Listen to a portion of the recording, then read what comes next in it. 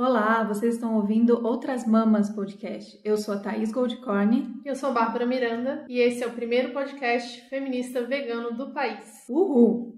Yay!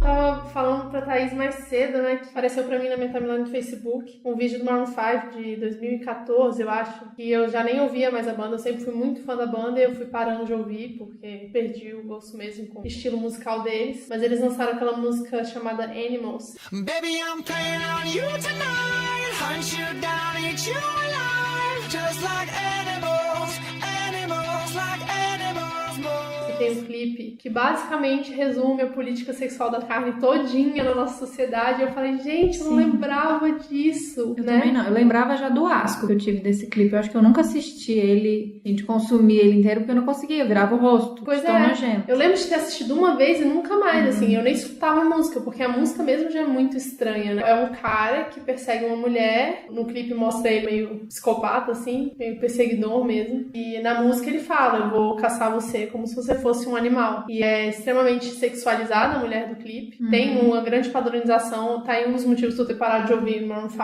É a padronização das mulheres que aparecem nos clipes, que são todas... E as mulheres que ele namora, casa, engravida. São todas modelos da Victoria's Secret. Sim. Nada contra ser modelo da Victoria's Secret. O problema é quando você só procura isso na sua vida, porque tem algum Exatamente. motivo, tem algum fundinho aí. E que decepção, né? Quem não Demais. era crush do Adam? Demais. Como eu amei esse homem. Pois Também, é, e aí o clipe mostra muito. Mostra ele como se fosse um açougueiro. E ele atrás da mulher, e ele toca na carne, O abraça olhar a que ele carne. dá pra ela é assustador, Muito. né? Medo. E sangue pra tudo que é lado. E a mulher sempre meio seminua. É horrível, gente. Bizarro. Assim, não recomendo assistir, mas se você quiser entender Como o que a gente estudo. tá falando, eu acho uma boa assistir esse clipe até pra poder contextualizar melhor. E a gente vê como é tão naturalizado que não foi um choque pra ninguém, né? Esse clipe. E é muito natural. É na mídia, na publicidade, na música, nos filmes, essas comparações. Ligar o consumo da carne com mulher é comum, então passou. Só que esse ele é bem um roteirinho perfeito do que a gente tá falando nesse sentido. Ficou bem exemplificado ali. Pois é, mas hoje não é esse o tema do Não. episódio. Então, hoje a gente vai falar de... O capítulo chama, é o capítulo 4, pra quem tá seguindo aí. A palavra se fez carne. E, na verdade, ela vai falar nesse capítulo um pouco do contexto, não é histórico, né? Cultural e político, talvez, e as forças que ele exerce sobre o vegetarianismo. E aí, fazendo sempre o paralelo com o feminismo também. Então, tem uma frase que eu separei aqui, assim, que é: o problema do vegetarianismo é fazer com que seus significados sejam entendidos dentro de um discurso dominante que aprova o consumo da carne. Aí ela resumiu que quando a gente vai falar sobre o vegetarianismo, seja onde for, a gente tem que sempre lembrar que contexto isso está inserido, né? E é num contexto de que a carne é dominante, que tá tudo bem. Então essas são as dificuldades e essas são as maneiras da gente, como um movimento, parar e pensar nessas estratégias, né? Como falar sobre uma coisa que já tá colocada ao contrário disso, né? Exatamente. E aí, pra contextualizar ainda mais, eu dei uma pesquisada nos dados. A quantidade de vegetarianos e veganos no mundo, que eu acho legal a gente saber desses dados e usar desses dados como argumentação também. De acordo com a SVB, que é a Sociedade Vegetariana Brasileira, e o IBGE, é mais ou menos 8 a 9% da população brasileira ela é vegetariana. E acho que a gente tem que pensar até nesse número, uma autodeclaração, né? Então, nos vegetarianos, você pode ter certeza que tem quem come peixe e frango. Sim, exatamente. Eu sou vegetariana, então esses 8, 9% aí, pode ter certeza que come peixe e frango. É uma porcentagem pequena, mas já são 15 milhões no Brasil. Gente, É gente pra caramba. E 5 milhões de veganos. Sendo que a maior parte, em números, é aqui em São Paulo e, percentualmente, é Fortaleza. O que eu fiquei bem surpreendida Olha, que quando eu legal. descobri isso. Que eu falei, gente, Vamos pra lá. vamos lá. Mas, tipo, eu não conheço veganos de Fortaleza. Você conhece algum? De Fortaleza? Não? Assim, que tem algum influenciador? Eu acho que não, né? Como é que tem esse movimento grande lá, assim, de Verdade. vegetariano? Porque é tão uma cultura de praia, de frutos do mar e... Achei curioso. E é um mercado, comercialmente falando, um mercado que vem crescendo muito, né? No Brasil cresceu 40% nos últimos anos. Em termos de população, nos Estados Unidos é o local que mais cresce, lá já é 2% da população americana já é vegana. E tem uma curiosidade muito grande que a gente pode desenvolver melhor, e eu acho que é tentar entender por que isso acontece, que é a quantidade de mulheres e homens que estão envolvidos, né, nos movimentos. Quando se trata de vegetarianismo, essa divisão não é tão díspare. São 59% dos vegetarianos são mulheres e 41% são homens. Agora, quando se trata de veganismo, é maior. Quase 80% da população vegana do Brasil é mulher. Caramba. Isso é muito louco, assim, você parar pra pensar por quê, né? Que tem muito mais mulher vegana.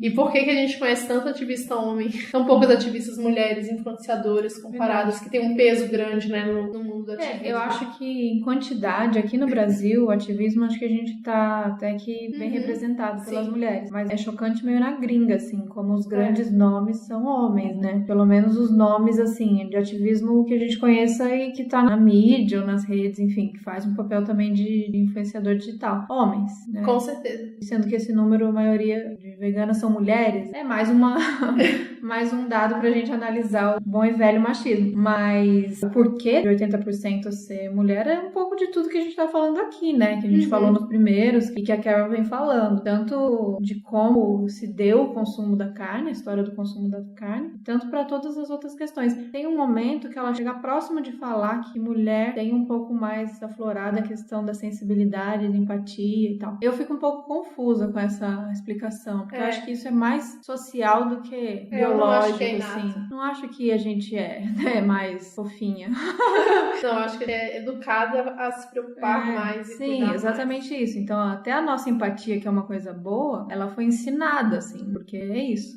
Primeiro os outros, depois a gente. Tem o lado lindo, maravilhoso, agradeço por ter isso, mas tem o lado ruim da gente sempre estar meio em segundo plano, assim, pra servir. Então tem um pouco disso que também o buraco é bem mais embaixo, né? Pra gente ver o porquê disso, que talvez esse número tão grande de mulheres veganas comparado com os homens, e também na questão da política sexual da carne, como o homem vai enfrentar essa coisa de parar de comer carne, de ser viadinho, muito mais forte do que a gente. A questão da masculinidade tóxica. Então, as piadas que eu ouvi, assim que eu virei vegana, foram de vários teores, mas nunca duvidando da minha sexualidade. Exatamente. Por exemplo. E o Gui, o Vitor deve ter ouvido, todos os homens que a gente conhece, todos eles passaram por esse momento e ouviram qualquer coisa nesse sentido, assim. Então é muito bizarro pensar que talvez algum homem que até pense nisso, tenha esse medo da rejeição, da piadinha do que existe isso, né? Dos caras, ele até repensa, ou sei lá, acha que nem dá pra pensar sobre, porque como que eu vou contar na minha rodinha?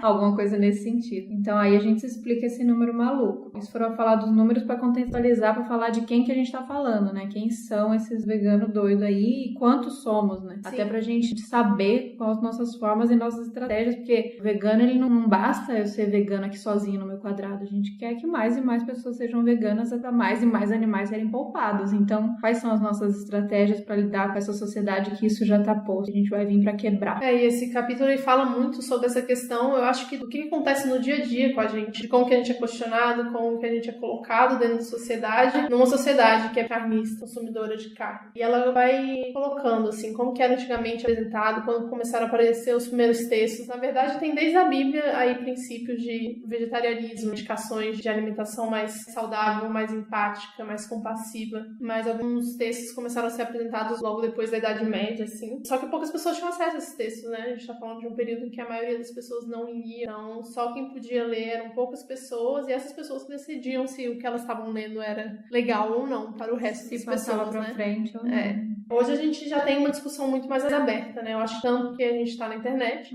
as pessoas estão tendo cada vez mais acesso. Eu já não lembro mais a expectativa, assim, mas em poucos anos a expectativa é de que o mundo inteiro tenha acesso à internet, né?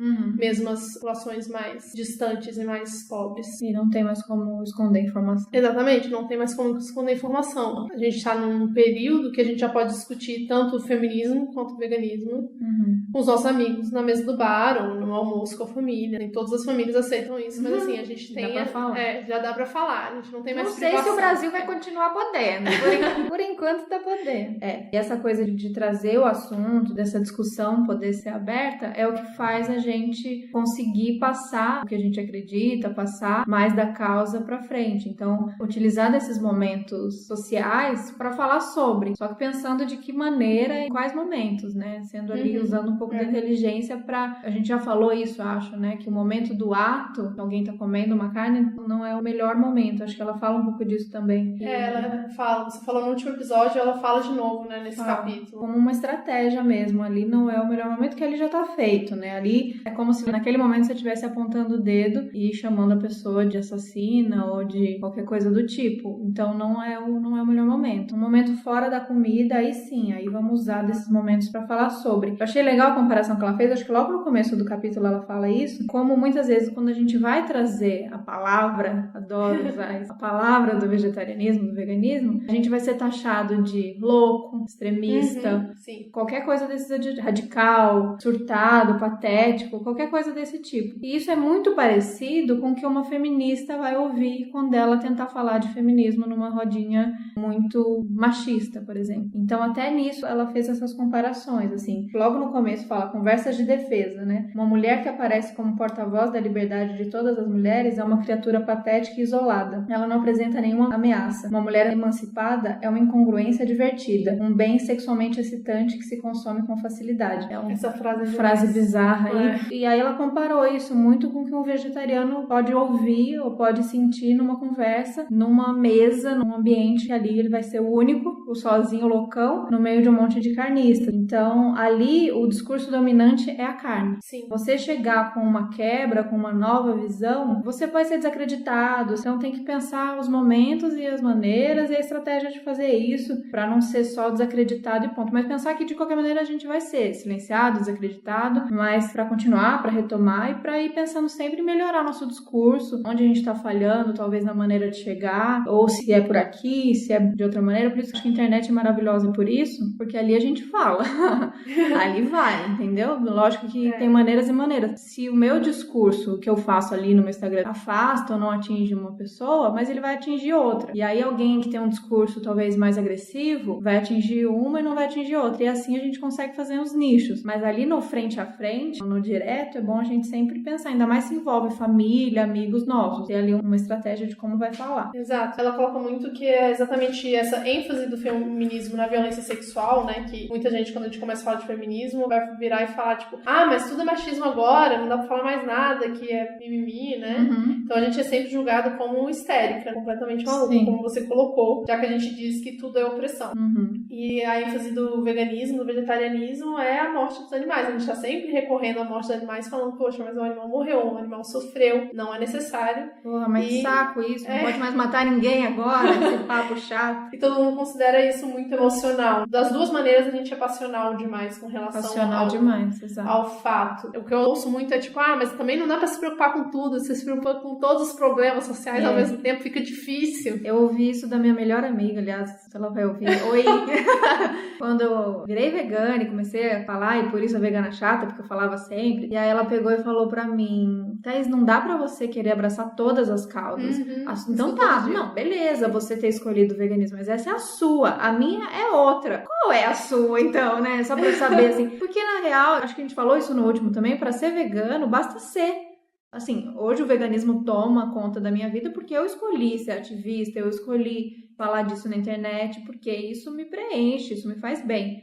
Mas o Gui, por exemplo, o Gui é só vegano. Sim. E ele faz muito pelos animais. Mas a vida dele pode continuar fazendo outras coisas, vivendo outras coisas, trabalhando com outras coisas. Então, ser vegano não implica em você ter que deixar outras coisas de lado. É um pouco pra diminuir mesmo, assim. Poxa, mas vai cuidar de animal? Tanta gente, né, sofrendo, tanta gente. Ela coloca de uma forma que eu acho muito legal, assim, que as duas visões, né, tanto do movimento feminista quanto do veganismo, elas são vistas muito como negativas pela sociedade como um todo, né? A gente tá atrapalhando a história das outras pessoas, né? O comportamento das outras pessoas. Sim. E, na verdade, a gente tá tentando trazer alternativas, né? Vamos agir de forma diferente, que, na verdade, são alternativas muito mais positivas de um futuro muito mais possível do que de um futuro que a gente tá prevendo se continuar como tá agora, né?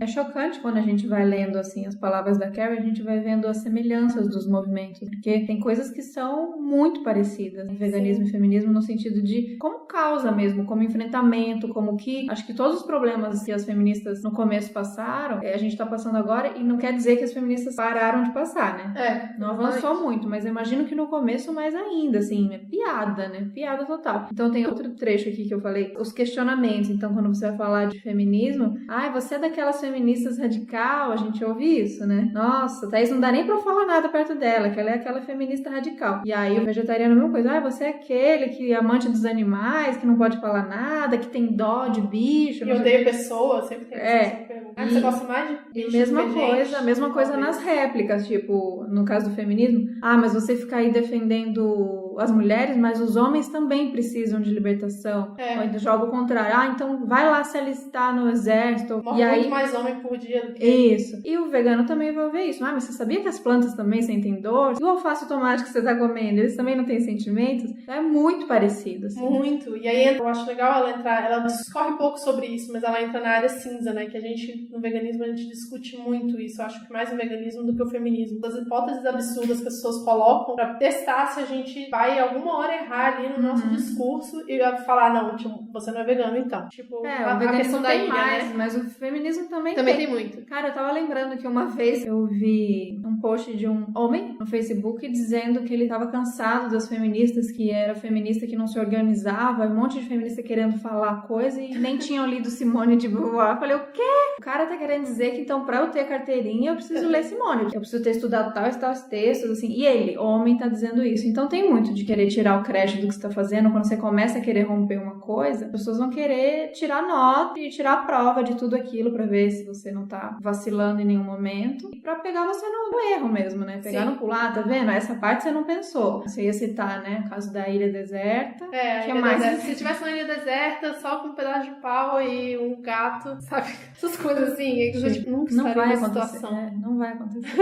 O que tá acontecendo agora é isso. E aí, você tá fazendo o quê, né? Na ilha depois a gente pensa. Vamos pensar agora, já que você não tá pensando. Tem ilha, que é mais que tem? As absurdas. Tem mais. Os absurdos, tem tipo, se você puder, é o dilema do trem, que na verdade é um dilema famoso na filosofia, que eu não lembro mais quem foi que colocou. Também não lembro.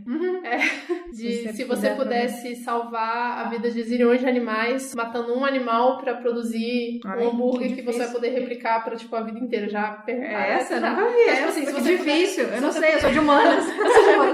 Por exemplo, pra produzir carne artificial, você tem que matar uma vaca. Tá. Entendeu? Mas aí depois disso, você vai poder replicar isso pra sempre. Então você não vai precisar matar mais nenhuma vaca. Você mataria essa vaca? Não. Por que eu vou matar ela? Você não precisa.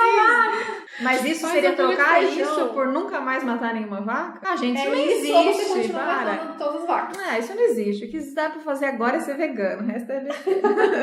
Pois é, entra nessa área cinza, né? Eu acho interessante ela entrar nisso. E no feminismo acontece muito exatamente os homens tentando explicar para as mulheres. E tem um nome, viu, gente? Tem um coletivo que chama Casa da Mãe Joana, que resolveu traduzir os termos em inglês. Eu acho maravilhoso. Babi tem pliques com termos em inglês. Eu também tenho um pouco, mas eu acho chique. Mansplaining. Não, é muito difícil. Que é tipo um homem explicar pra mulher ou uma coisa, explicar, tipo, elas colocam, tipo, explicar que 2 mais 2 é 4, sabe? Esse tipo de coisa assim. Não, e sempre tem um tom bem assim, olha, você não tá entendendo, deixa eu te explicar aqui. Eu não acho que é caso de ser machismo, mas...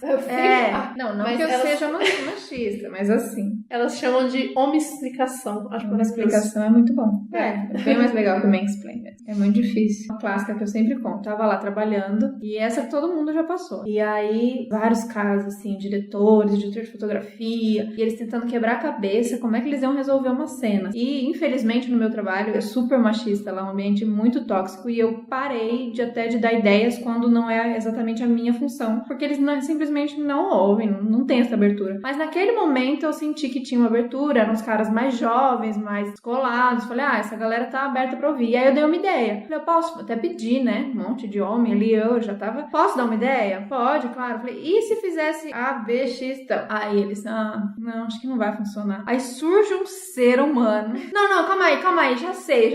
E se a gente fizesse a mesma coisa que eu falei? O que aconteceu? Todos os homens faltou aplaudir. Nossa, cara, é isso, genial. Eu fiquei com o queixo caído, só que assim, na hora eu não consegui, que é o que a gente deve fazer, tipo assim, ei, essa ideia é minha, tipo, eu que falei isso. Na hora eu não consegui, confesso, eu era muito homem, tipo, eu fiquei tão chocada, na verdade eu fiquei, acho que foi o tempo de eu processar, de eu entender, ele tá dando a minha ideia realmente, e os caras estão batendo palma pra ideia dele de verdade, assim, acho que eu fiquei tão chocada que nem consegui reagir, mas enfim, aposto que todas nós já passamos por isso, é normal. Claro. E vocês nem percebem, né, homem, que vocês fazem isso, é bom vocês perceberem. Pois é. E é bom vocês perceberem quando vocês verem o coleguinha de vocês fazendo, pra vocês chamarem atenção e dar um toque, porque assim, você que acha que você tá desconstruidão, você não faz mais isso, mas você fica quieto quando isso acontece, você tá sendo escroto do mesmo jeito. Eu sempre falo, o silêncio também é opressão. Claro, total. Silêncio é uma forma de opressão. Uma clássica que eu já ouvi foi discussão sobre diferença salarial, conversando, né, tava dando reportagem, e a pessoa vira pra mim, a pessoa homem, claro, vira pra mim e fala que, na verdade, a diferença salarial só existe porque as mulheres escolhem carreiras que ganham menos. A gente escolhe carreiras. Porque se a gente escolhesse carreiras igual as dos homens, que ganham mais, porque se você pegar uma pessoa no cargo de chefia na mesma empresa, o homem e a mulher vão ter o mesmo salário. Não creio, eu não ouvi isso. Ignora, finge que não ouviu, continua, segue a vida, porque não vale a pena discutir. Putz, tem hora que a gente cansa mesmo, né, de explicar. Eu acho que a gente tem que dar os toques nos caras quando eles falam essas coisas que às vezes nem percebem e tal, mas é foda, né, tem que ficar explicando. A gente, mulher explicando toda hora, não é possível que eles não percebam essas merdas que eles estão fazendo. Mas assim, vamos sempre tentar dar o toque, e homens, deem toque nos seus amigos, por favor. E aí vem a questão de como falar isso, né? Que ela discute muito nesse qual o melhor momento pra falar, quando falar e como falar, porque é muito comum a gente falar do momento em que a gente, exatamente no momento em que a gente se sente atingido, né? Na hora que a pessoa tá comendo carne, a gente vai sentir a presença do animal ali e vai ficar triste, por mais que a gente conviva com isso diariamente. Sim. E na hora que a gente sofre algum tipo de opressão, silenciamento, omissão de voz por ser mulher, também é uma hora que sobe aquela raivinha e você fala, vou falar. Não consegue. Pensa depois. Vai pro banheiro e pensa. E talvez não seja o melhor momento pra falar também, né? Exato, mesma comparação. No ato da opressão ali, no ato da diferença, não é a hora. Talvez ali eu poderia ter dado uma resposta pra eles, porque eu acho que é importante pra chamar atenção, tipo, ei, eu falei isso, alguma coisa do tipo. Mas também ali eu tava numa situação, não inferior, né? Mas eu tava sozinha ali. Minoria, né? Minoria. Então, complicado. Mas aí eu acho que tem esses momentos. Então, assim como o momento não é o momento, então, da comida, do momento que você vai falar sobre vegetarianismo, mas é quando, né? É complicado. A gente já falou isso também. Um momento bom de falar é quando você conseguiu que toda a comida seja vegana, você conseguiu trazer seus amigos pra provar, seja na sua casa ou no restaurante, ali é legal falar, ou num momento não de refeição, assim, um momento que você tá... Acho que quando você atinge algumas pessoas, você consegue atingir pelos outros lados, assim, do veganismo, que não é alimentação. Por exemplo, quando rola violência que ninguém gosta, tipo as corujas presas na exposição, ou o navio que tá indo com o gado, esse tipo de coisa, ou quando estoura na internet algum caso de vídeo de alguém maltratando, esse tipo de momento é legal, porque a maioria das pessoas é contra a violência e sente essa compaixão nesse momento. Então, acho que esse é um bom momento, assim, de você falar, olha, tá vendo como não é legal? Então, assim, informativo, eu gosto de fazer esses informativos. Comprando comida, mas uma comida que não pareça que tem carne. Por exemplo, comprando jujuba. Uma vez nós estávamos comprando jujuba, e aí eu falei, jujuba é jujuba no Brasil inteiro? Balinha de jujuba? Balinha de goma. É bala de goma também. E aí elas me ofereceram, eu falei assim, ai, não, obrigada, eu sou vegana. Mas como assim? E aí já foi de propósito, né? Que eu falei desse jeito, eu sou vegana, porque eu poderia falar, não como, ou esse, já falar direto, esse tem bicho, mas eu falei, sou vegana, mas o que tem a ver, bala, não sei o que. Aí comecei a explicar, não, porque a bala é feita, sabia, porque às vezes pega a pessoa no nojo também, né? Sim. Porque é muito louco pensar que as pessoas comem carne, comem todos os pedaços da carne, mas em algumas situações elas têm nojo, né, de ter animal ali. Então quando descobriu que tem cartilagem, coisa de boi na jujuba, ficaram meio horrorizadas, assim, assim. E isso acontece em algumas outras situações que você pode falar. E aí você já dá a solução ali na hora. Você sabia que a Gometes é feita com amida, o mesmo sabor fica igual. Aí talvez naquele momento a pessoa escolha comprar uma Gometes que não tem bicho. Sim. Porque pra ela vai ser uma troca tranquila e fácil, mas aquilo vai ficar guardado em algum lugar da cabeça dela. E nas próximas escolhas ela vai repensar, assim.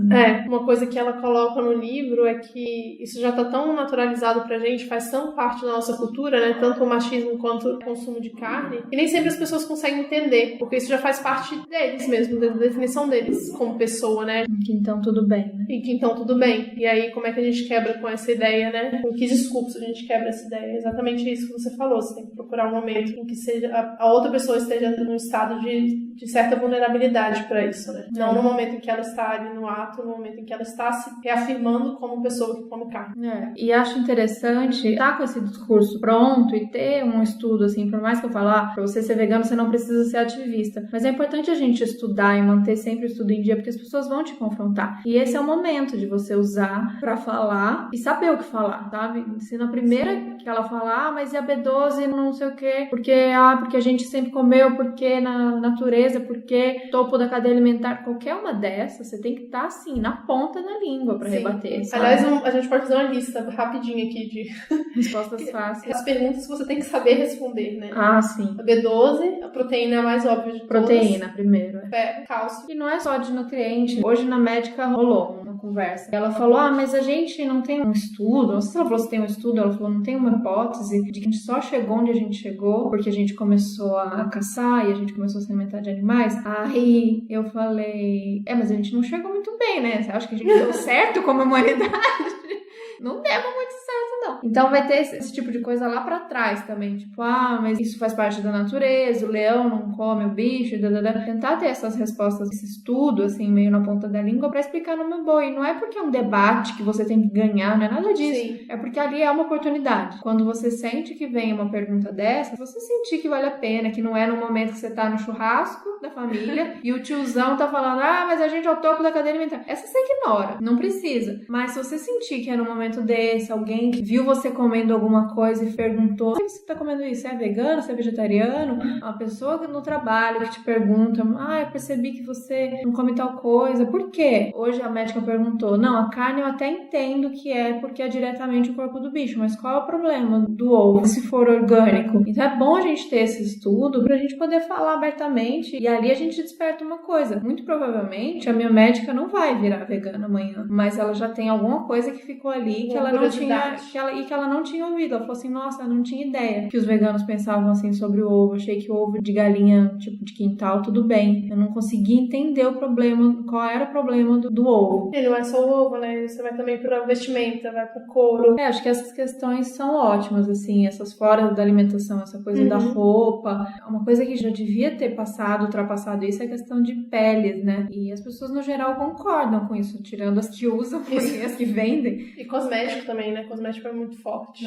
Então eu falo, eu não uso esse. Por quê? Porque teste em animal. Teste em animal? Nossa, mas eu não sabia. Como é? Não sei o quê. Aí você tem que ter ali todo o histórico, os argumentos. Você pode até sugerir documentários, sugere vídeos, sugere página de Facebook. Porque as pessoas, elas estão interessadas. A gente tá vivendo um momento que as pessoas estão interessadas em saber o que elas estão consumindo. Às vezes, no primeiro momento, não é por empatia aos animais, mas as pessoas querem saber de onde vem e qual o impacto que isso gerou, assim. As pessoas da moda estão mudando essa visão. Então é importante a gente falar desse processo e como é uma indústria cruel de ponta a ponta, assim. É importante a gente sempre lembrar. Eu gosto de uma coisa que ela coloca, que ela fala que os vegetarianos fazem com que algo sempre seja ausente no prato, né? As pessoas vão olhar pro seu prato e elas vão ver, cara, tá faltando uma coisa aí. Por que tá faltando uma coisa aí? Porque essa questão da carne tá dentro da nossa narrativa, né? Ela fala sobre a construção de histórias. O início é você, pra nossa sociedade, né? De consumo de carne, é você gerar um ser, criar esse ser, matar ele pra ir pro seu prato, pra isso então virar vida pra você. A gente cria os animais com a ideia de que eles são necessários e de que eles são totalmente utilitários pra gente, né?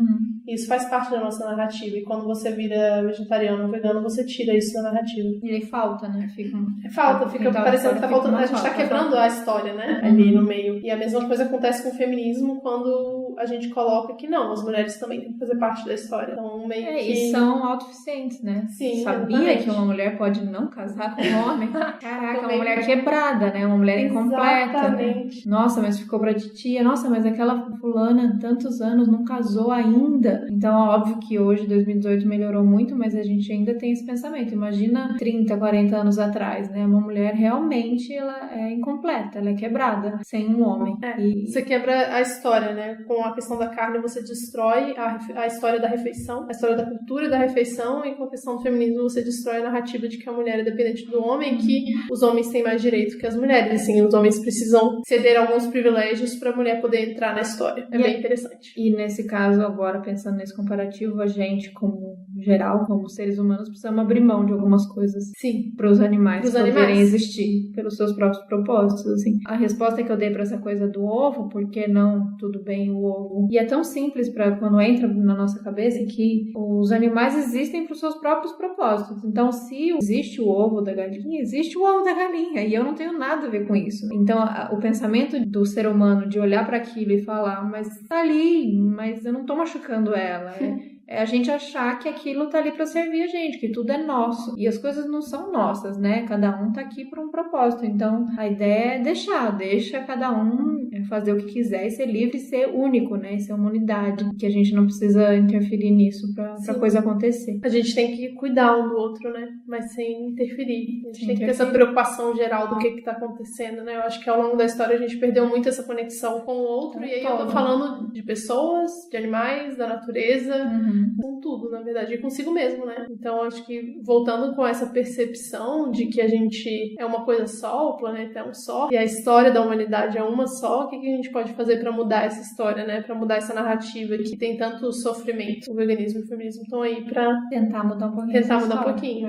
Acho que a gente tá conseguindo. É difícil? É difícil. Somos apenas 2% da população brasileira? Somos. Porém... Não, e acho que a gente tá num momento legal, assim. Realmente, eu acredito que, pra quem acredita, mas astrologicamente, ou se não for astrologicamente, tem alguma coisa muito louca acontecendo neste momento, né? As pessoas estão todas mais despertas, assim. Não todas, né? Porque outras vão ficar aí na... Mas no geral. No geral. Vamos falar no geral. Você vê a quantidade de pessoas que estão, tipo, indo em busca mesmo de autoconhecimento, meditação, se conhecer. Isso por quê? Porque o jeito que a gente construiu até agora não tá respondendo todas as perguntas, né? Exato. Todas as questões. Pô, então vender esse modelo aqui de emprego, família, dinheiro, coisas, e ainda assim eu me sinto vazio, me sinto incompleto. Então tá rolando essa pegada de buscar resposta, e acho que uma das respostas é essa conexão com o todo, entender isso aqui não tá aqui só pra gente sugar e ir embora, porque a gente passa aqui rapidinho e vai embora, mas o que a gente vai deixar, né? Lixo, morte, ou a gente vai tentar deixar um lugar melhor pra coisa continuar, né? Porque isso aqui vai continuar, já tava aqui há tanto tempo, mas assim,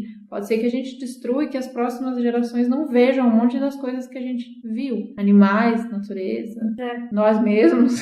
E é interessante pensar em nível de história, assim, né? Que a gente olha pra trás e não entende como é que... Ainda acontecem muitas guerras, mas como é que acontece uma guerra mundial do nível da Segunda Guerra, né? Pra gente, ainda mais aqui no Brasil, que a gente não sofreu tanto com isso quanto os outros países do Ocidente. Que a gente não consegue entender direito, né? E tem... Eu não lembro mais quem que falou, postou na internet, algum ativista que postou, tipo, as gerações futuras não vão entender o que aconteceu com os animais, sabe? Como que a gente vai explicar isso? Como que a gente vai explicar isso para as próximas gerações? O que a gente fazia com os animais?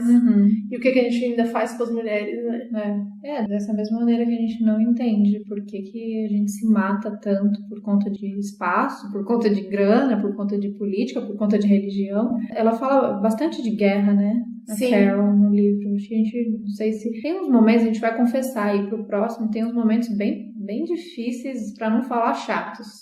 Porque eu amo tanto a Carol que eu não vou falar que ela escreveu nada chato. Eu acho que é de contexto tão diferente do nosso e que a gente não tá tão imerso nessa situação que talvez a gente não entenda tanto, ou possa falar muito sobre.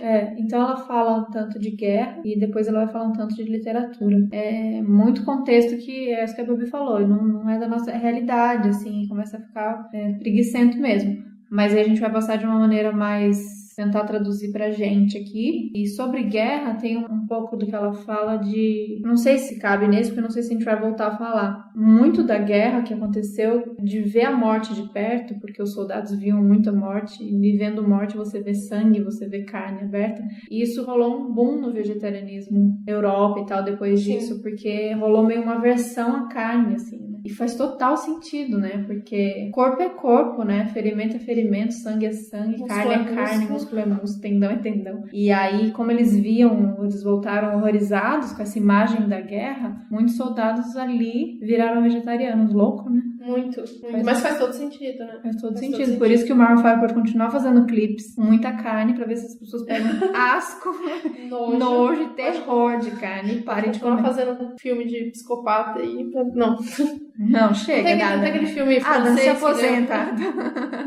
O Adam podia se aposentar, já deu. Já deu, de Adam. Fica aí com nós. Nossa, eu pirava, gente. Eu ficava num gif dele, vendo sem parar o sorrisinho dele, tanto que eu achava gato. E é gato, né? Vamos admitir. É gato, mas poxa. Pra que serve? Não, lixo, boy lixo. Boy lixo. Tem um filme francês, né? Agora não tô lembrando, acho que tá na Netflix, um que ganhou um festival, que é um meio filme de terror. Uma menina que vai estudar veterinária e aí o trote deles, ele joga um monte de sangue de animal em cima dos estudantes. E ela meio que começa a desenvolver como que chama? Canibalismo, assim. E é tipo meio filme de terror. E tem aquela outra série da Netflix também, o Santa Clarita's Diet, aquela, sei lá o que acontece. Eu não entendi, eu assisti um episódio, não entendi nada. Quando vira zumbi, também come carne de gente. Então uma galera começou a virar vegetariana e vegana por conta dessas duas referências pop recentes. Porque, gente, real, muito parecido. Carne, né? O que corre nas nossas veias, o que tem pra dentro da nossa pele se a gente fritar e temperar, é igual ao que come. É muito igual. Então, quando você começa a ver corpos e sangue e dor, na hora você associa aquilo que você come. E eles voltaram, vomitando nojinho real. Foi servir carne e eles, não, pelo amor de Deus, não. Talvez seja uma técnica, uma estratégia aí pra gente usar, talvez. Não sei. Enfim. Eu acho que é isso, né? Acho que é isso, foi gente. Bom, foi legal. Legal esse tema aqui, então acho importante pra gente parar nesse momento e refletir sobre a gente como movimento, pra quem já tá nele, e essas estratégias, os momentos de falar. Pra quem tá entrando no movimento vai ver que o veganismo não é uma seita, nem um clubinho que tem um livro das regras, então rola muita diferença de estratégia, e eu fico triste de ver briga dentro do movimento, que acho que seria muito legal que a gente se unisse, mas são pessoas diferentes, a única coisa que a gente tem em comum é que a gente acredita que o animal não é um produto. Basicamente isso. Mas, de resto, tem estratégias. Como a gente vai conseguir libertação animal? Pra quem tá entrando no movimento vai se deparar com isso. E não se desespere. Você não precisa, tomar um partido. Você pode aproveitar, ouvir todo mundo e ver o que faz mais sentido pra você. E a mesma coisa do feminismo, né? Que tem várias correntes. A gente pode entrar nessa questão das correntes do feminismo depois. Exato. Em outro episódio. Mas cada uma tem uma afeição por um tipo de feminismo, né? Por uma corrente de feminismo que se aproxima mais do que você acredita. E a gente segue em frente, todo mundo lutando pra acabar com o patriarcado, né? Isso, mesma coisa do veganismo. Então, eu acho que o veganismo ainda não existe os nomes das vertentes como existe no feminismo, talvez por ser muito mais novo, mas você já pinta algumas coisas aí. Tem abolicionista, tem interseccional, que é o que, tanto no feminismo quanto no veganismo, que é o que eu mais me identifico. E é isso aí. É isso de vertentes, né? Quer dizer, tem mais. vários estilos e vários tipos. Tem o veganismo negro, o feminismo negro, claro, tem todo movimento dentro. E tem o vegano machista, temos o Dado Dolabella, temos a Dolabella, temos o feminista, tem vários tipos. Então não se desesperem, assim, que achar que você tem que se encaixar num clubinho, que não existe isso, mas assim, é importante ouvir todo mundo e ver qual que é a melhor maneira de você usar isso como estratégia para passar para frente. E para você que tá ouvindo pela primeira vez, espero que tenha gostado. Escreve para nós. Escreve pra gente, a gente vai responder. Vocês estão lendo. Então é isso. Muito obrigada por terem ouvido e nos vemos no próximo. Tchau, tchau. Beijo.